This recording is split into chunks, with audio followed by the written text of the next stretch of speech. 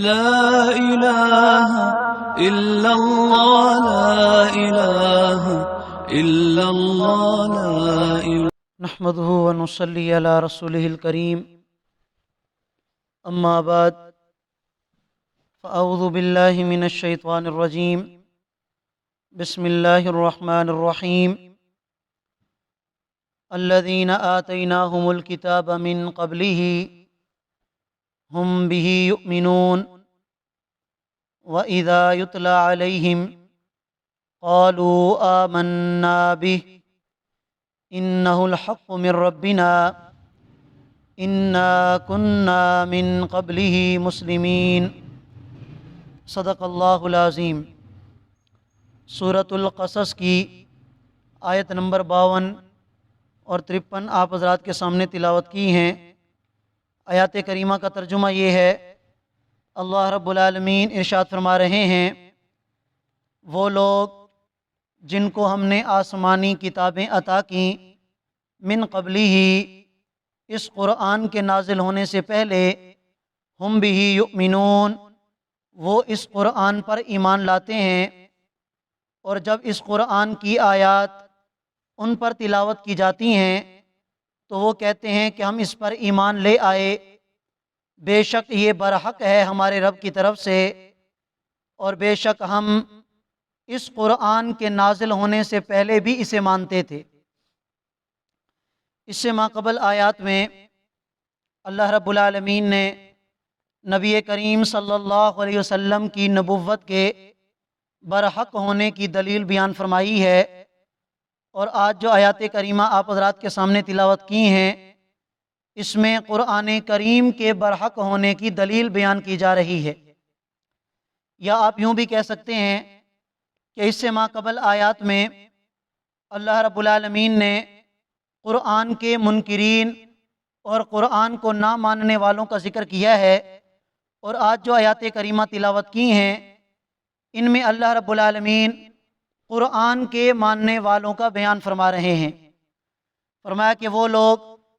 کہ جن کو ہم نے آسمانی کتابیں عطا کیں قرآن کے نازل ہونے سے پہلے،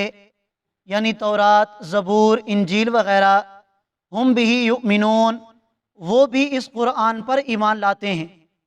اور یہ قرآن کے برحق ہونے کی دلیل ہے کہ جو تورات پر ایمان رکھنے والے ہیں، انجیل پر، زبور پر ایمان رکھنے والے ہیں، جب وہ بھی قرآن پر ایمان لاتے ہیں تو یہ اس بات کی دلیل ہے کہ ان کی کتابوں میں قرآن کے سچا ہونے کی بات موجود ہے، محمد الرسول اللہ کے سچا ہونے کی بات موجود ہے، تبھی تو وہ اپنی کتاب کو چھوڑ کر اس قرآن پر ایمان لاتے ہیں۔ چنانچہ چند مشہور نام شاید آپ حضرات کو بھی معلوم ہوں، جیسے حضرت ثعلبہ رضی اللہ تعالیٰ عنہ، حضرت اسد، حضرت اسید، حضرت عبداللہ بن سلام رضی اللہ تعالیٰ عنہم، اور اسی طرح حضرت تمیم داری، حضرت عدی بن حاتم،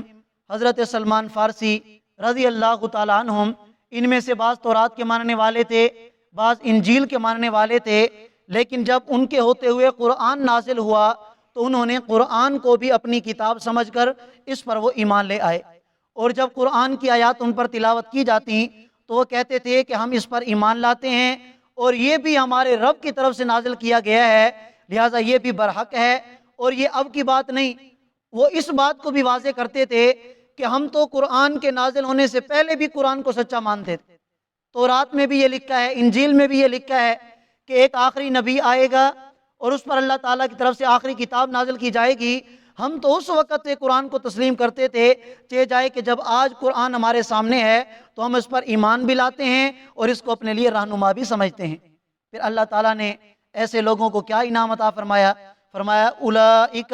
یؤتون اجرہم مرتین، کہ ایسے لوگوں کو اللہ تعالیٰ کی طرف سے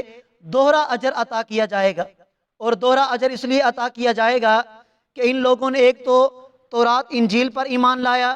اور اس کے بعد جب اللہ کی کتاب قرآن نازل ہوئی تو انہوں نے قرآن پر بھی ایمان لایا۔ اب ایک ایمان تورات انجیل پر اور دوسرا قرآن پر، تو چونکہ ایمان دو کتابوں پر ہے تو ان کو اللہ تعالیٰ کی طرف سے اجر بھی دوہرا دیا جائے گا۔ مثلا اگر ایک حرف قرآن کی تلاوت پر ایک مسلمان کو 10 نیکیاں ملتی ہیں تو ایسے لوگوں کو 20 نیکیاں ملیں گی۔ اگر ہمیں کسی نیکی کے کرنے پر 10 گنا اجر ملتا ہے تو انہیں 20 گنا اجر ملے گا۔ اگر ہمیں کسی نیک عمل کے کرنے پر 700 گنا تک کا ثواب ملتا ہے تو ان لوگوں کو اللہ تعالیٰ کی طرف سے 1400 گنا تک بڑھا کے اجر عطا کیا جائے گا۔ اور وجہ کیا ہے؟ فرمایا کہ ان لوگوں کی قربانی بہت زیادہ ہے، بما صبروا، اس لیے کہ ان لوگوں نے صبر اختیار کیا۔ دیکھیں، ایک آدمی کا ایمان جب کسی کتاب پر ہوتا ہے اور پھر اس کو فخر بھی ہو کہ الحمدللہ میں ایک آسمانی کتاب پر ایمان رکھتا ہوں، اور پھر اس کے بعد اس کتاب کو چھوڑ کر دوسری کتاب پر ایمان لانا یہ کوئی مذاق نہیں ہے۔ جب ان لوگوں نے ایمان لایا تو اللہ تعالیٰ کو یہ بات اتنی پسند آئی، اللہ فرماتے ہیں ان کے لیے دوہرا اجر ہوگا۔ اور دوسری بات یہ بھی کہ لوگ طرح طرح کی تکلیفیں پہنچاتے ہیں کہ تم کیسے انسان ہو، آج تک تو تم تورات کے پیچھے چلتے رہے، انجیل کے پیچھے چلتے رہے، اب یہ تمہاری کیا حالت ہے کہ تم قرآن کے پیچھے چل پڑے۔ تو طرح طرح کی باتیں بھی ان لوگوں نے سنی، لیکن انہوں نے صبر اختیار کیا، قرآن پر ایمان لایا، تو اس وجہ سے ان کو کیا ہوگا؟ ڈبل اجر عطا کیا جائے گا۔ وَيَدْرَؤُونَ بِالْحَسَنَةِ السَّيِّئَةِ، اللہ فرماتے ہیں کہ ان کی ایک اور بات بھی مجھے اچھی لگتی ہے، وہ کیا کہ یہ برائی کا جواب اچھائی کے ساتھ دیتے ہیں۔ اگر لوگ ان کو گالیاں دیتے تھے تو یہ بدلے میں گالی نہیں دیتے بلکہ اچھائی کے ساتھ اس کا جواب دیتے ہیں۔ اور فرمایا کہ ان کی ایک تیسری بات بھی مجھے بڑی پسند ہے، وَمِمَّا رَزَقْنَاهُمْ يُنْفِقُونَ، کہ ہم نے جو رزق انہیں عطا کیا ہے یہ اس میں سے اللہ کے راستے میں خرچ بھی کرتے ہیں۔ اور چوتھی بات، وَإِذَا سَمِعُوا اللَّغْوَ أَعْرَضُوا عَنْهُ، اور جب کوئی ان سے کوئی بیہودہ بات کرتا ہے، جب ان سے کوئی جاہلوں والی لغویات والی بات کرتا ہے، أَعْرَضُوا عَنْهُ، تو یہ اس سے منہ پھیر کے چلے جاتے ہیں اور کہتے ہیں لنا اعمالنا